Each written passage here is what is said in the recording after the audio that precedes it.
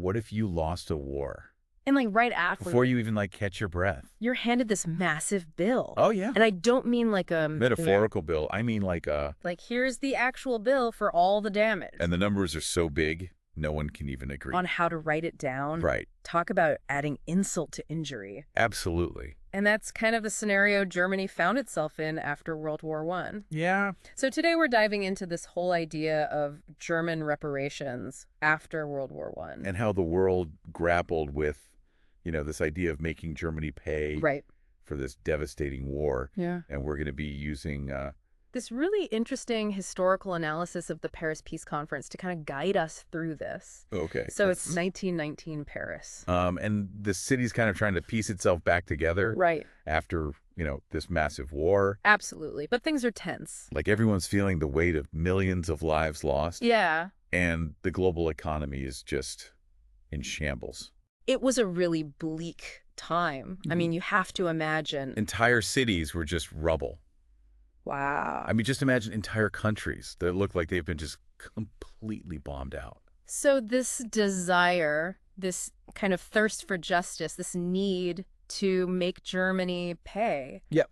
To rebuild what was lost. It was a powerful motivator. Yeah. And I bet especially in places like France and Britain where the devastation was just off the charts. Right. I mean, their landscapes were scarred. Their populations were decimated. I mean, our source really emphasizes the scale of the destruction. Which makes this whole idea of like Germany must pay. Yeah. Understandable.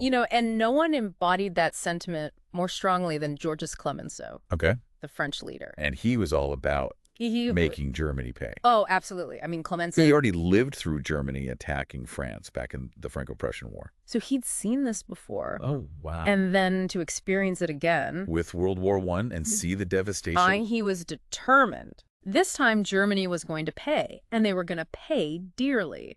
So he wanted to make sure that they were never able to wage war again. Exactly. He wanted to cripple them. He wanted to take their land, take their industry. Make them an example. So you've got this really tense atmosphere, right? Everyone's on edge. For sure. People want justice. But was everyone on board with this idea of just completely crushing Germany?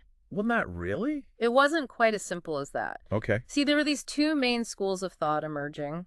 About how to approach reparations. Okay. One was this idea of punitive reparations. And the other was reconstructive reparations. So like punish Germany versus exactly trying to rebuild. It's like one side wants to make an example out of Germany. Right. And the other side saying, look, we need to rebuild Europe as a whole. Okay. And that includes Germany. So it's kind of like a long-term versus short-term. In a way, yeah. Okay. So who were some of the key figures on each side of this debate? Well, on the punish Germany side, you obviously have Clemenceau. Like we said, he was really the driving force behind that. Right. But then you have John Maynard Keynes. This brilliant British economist, and Right. he was actually there at the conference. Wow. Keynes was already a big deal even back then. Very respected. And he became a really vocal critic of these super harsh reparations. So he was more on the side of... Let's be reasonable. Exactly. Yeah. He was all about being pragmatic. His big argument was that if you cripple Germany with debt... It's not going to bring peace. Right. It's just going to make them resentful. And it's going to create this economic chaos that could lead to even more conflict. It's kind of like, be careful what you wish for. Yeah. Yeah. You might just get it. Exactly. In this whole debate. It wasn't happening in a vacuum. Right. You had all these other huge personalities at the table. Okay. Like who? Well, you had Woodrow Wilson, the American president. Oh, yeah. He came in with his 14 points. Hoping for a more diplomatic solution. So after years of trench warfare... That probably sounded pretty good. Right, exactly. I mean, who wants more war at that point? Like then you had David Lloyd George. The British Prime Minister. Okay. And he was stuck between a rock and a hard place. In what way? Well, he had immense pressure back home to make Germany pay. Right. Everyone wants revenge. Exactly. Yeah. But he also knew that Europe needed Germany. Cannot completely collapse. To at least function on some level. Right. Otherwise, everyone's in trouble. So Lloyd George is kind of like the... voice of reason. You could say that, yeah. Trying to be the mediator. Trying to get the peace. Between Clemenceau, who wants blood. And Wilson with his more idealistic vision. So it was a real powder keg of personalities. Wow. Each one representing their own countries and their own ideas. Yeah, so you have this massive... Like a kind of clash of personalities and ideas. Absolutely. And then on top of all of that, Don't to figure out. how do you actually put a price tag on a world war? Yeah, how do you even begin to do that?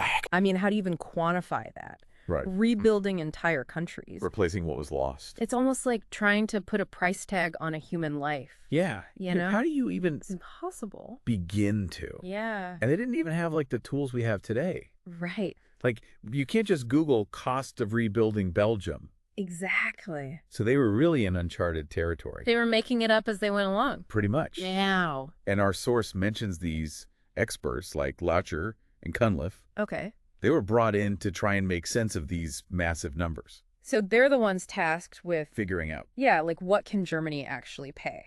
Right, because Let's be real. Yeah. Germany was bankrupt. they were completely tapped out. Exactly. It's like asking someone to pay their life savings after they just lost their house in a fire. That's a perfect way to put it. I mean, where's the money going to come from? Exactly. And that was Key's whole point. Sure. He kept saying, if you demand an unrealistic amount. It's going to backfire Right. big time. It's like a giant self-inflicted wound. Absolutely. Yeah. And on top of all that. Even the Allies couldn't agree on a number. Oh, really? Oh, yeah. They were all over the place. Some of them wanted Germany to just hand over their entire merchant fleet. Wow. Some of them wanted colonies in Africa. It's like they're just pulling these ideas out of a hat. It was chaos. Yeah. No one could agree. So they're trying to figure out this impossible number. And meanwhile, Lloyd George, He's got his own people to worry about. oh yeah, the pressure on him. Right. Back in Britain, public sentiment was clear. Make Germany pay. And we're talking Oh, yeah. like eye for an eye kind of stuff. Absolutely. Our source actually quotes one newspaper as saying, Germany should be made to pay to the last penny. wow.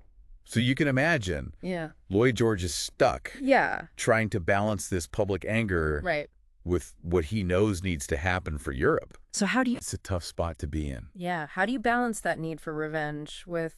You know, the need to actually stabilize things and move forward. It's the ultimate question, isn't it? And meanwhile, The clock is ticking. Exactly. The longer this drags on, the worse it gets. the more uncertain. More tension. Yeah. It was a recipe for disaster. So did they ever actually land on a number? They did. Eventually, they settled on 132 billion gold marks. Okay, so that's Yeah. A compromise. down from some of the crazier figures they were throwing around. Oh, yeah. Significantly less. But still an astronomical sum. I mean, at the time, Oh, yeah. that's got to be crippling. Absolutely. So how did Germany react to that? Not. Well, They were devastated. to them, it wasn't a compromise. Right. It was a death sentence. They felt like they were being punished unfairly. They said they couldn't pay it. And And as history would show. they were right. So even with this compromise. There's still all this resentment Exactly. and anger. It's like trying to put out a fire with gasoline. Yeah. They thought they were creating peace. But they might have just been planting the seeds for something much worse. So it's like they tried to close the book on the war. But they just ended up writing a whole new chapter. Exactly. And not a good one. No, not at all. It's like they were trying to build peace But they were using broken bricks. and unstable foundations. Yeah, It yeah. was bound to collapse. So Germany's stuck with this massive debt. Their economy's in ruins. Right. I mean, how do you even begin to recover from that? You can't. Not really, at least not easily. And the thing is, It's not just the economics of it. no, it goes way deeper than that. It's the psychological impact. Exactly. The feeling of being punished. Of being humiliated. Of being wronged. It creates this perfect storm of resentment. And that's where things get really dangerous. Because that resentment, it festers. Right. It turns into anger. and that anger. It can easily be manipulated. Exactly. And that's exactly what happened in Germany. Right. Groups like the Nazi Party. They seized on that anger. They gave people a target for their rage. Germany was looking for someone to blame. And the Nazis were more than happy to provide a scapegoat. It's like this whole situation. It was a gift to extremist movements. It gave them legitimacy. Yeah. It allowed them to tap into this deep well of resentment. And we all know how that turned out. One of the darkest chapters in human history. And it makes you wonder, Could it have been different? that's the million-dollar question, isn't it? Yeah. If they had taken a different approach, Maybe focus more on rehabilitation on forgiveness. instead of punishment. It's impossible to say for sure, Right. but it's a question worth asking. Absolutely. Because we're still grappling with these same questions today. Yeah. How do we deal with the aftermath of conflict? How do we balance justice with forgiveness? How do we heal those wounds without creating new ones? And how do we prevent these cycles of violence from repeating themselves? Because the truth is, The cost of war. it's not just measured in dollars and cents. No, it's measured in lives lost, In families torn apart. in potential unrealized. In the erosion of our shared humanity. And those are costs that can echo for generations. So as we've learned from this deep dive into German reparations, Sometimes the quest for vengeance can be the very thing that prevents us. from finding lasting peace. It's a lot to think about. And we hope this deep dive has given you some food for thought. We'll see you next time.